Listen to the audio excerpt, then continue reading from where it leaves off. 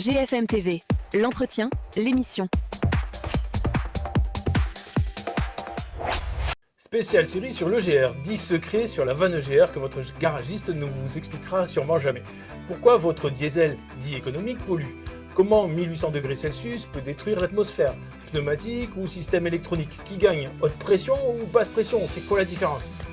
Dans cette série de 10 shorts, je vous explique rapidement pour votre compréhension et vous sensibiliser sur son importance pour votre moteur, vos économies, notre environnement. Le paradoxe du moteur diesel, ça pollue ou quoi? Les moteurs diesel ont une grande efficacité thermique qui fait économiser du carburant à l'origine, mais produit en même temps des oxydes d'azote, les fameux NOx, très polluants. Le diesel brûle en mélange pauvre, soit beaucoup d'air et peu de carburant. Cette abondance d'oxygène qui crée à la fois cette économie et la pollution à haute température. La vanne EGR a été inventée pour résoudre ce dilemme. Elle réintroduit des gaz d'échappement dans l'admission pour saboter volontairement la combustion parfaite. Votre EGR peut vous poser problème et on va expliquer tout cela dans un autre épisode. La chimie cachée des NOx, ça vous parle? 1800 degrés Celsius dans votre moteur. Découvrons la réaction chimique qui pollue l'atmosphère plus que le CO2. Dans votre chambre de combustion, l'azote et l'oxygène de l'air sont normalement inoffensifs l'un envers l'autre. Mais à 1800 degrés Celsius, les pics de combustion à l'intérieur même du cylindre, c'est cette chaleur qui brise la liaison de l'azote et peut réagir avec l'oxygène et former des NOx, un polluant très redoutable. C'est le mécanisme de Zeldovich. Plus c'est chaud, plus ça pollue. Ces NOx créent des pluies acides, détruisent la couche d'ozone. C'est là qu'est utile la vanne EGR. La prochaine, dans un autre épisode. Comment les normes Euro ont révolutionné nos moteurs diesel? De 2000 à aujourd'hui, les normes ont évolué. De Euro 2, Euro 4, etc. Un choc lors du passage de l'Euro 5 à l'Euro 6. Les émissions de NOx autorisées ont chuté de 55%, de 180 mg par km à seulement 80 mg par km. Résultat, une course à l'armement technologique. Vanne EGR simple ou avec refroidisseur, électronique, même à des Blue pour les plus récents. Bref, plus de normes, plus de complexité, égale plus de panne pour les usagers. Vous allez comprendre pourquoi dans les prochains épisodes. Que fait votre EGR sur votre moteur? Un effet thermique.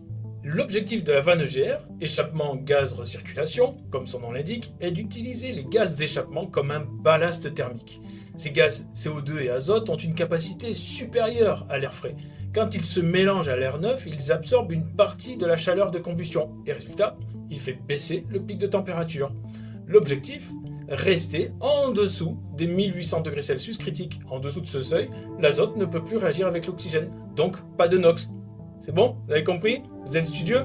Allez, la suite au prochain short, l'effet dilution de la vanne EGR. Quesaco. 50% de l'admission d'air de votre moteur peut être des gaz échappement. Et oui, les gaz échappement ont déjà brûlé.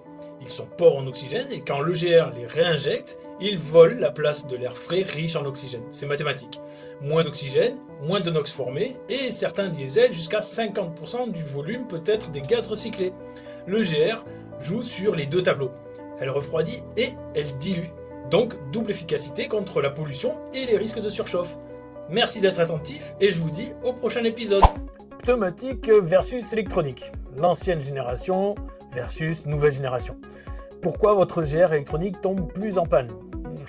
Les anciennes vannes EGR fonctionnaient avec un système pneumatique, une simple membrane actionnée par la dépression produite par le moteur. C'était rustique mais fiable.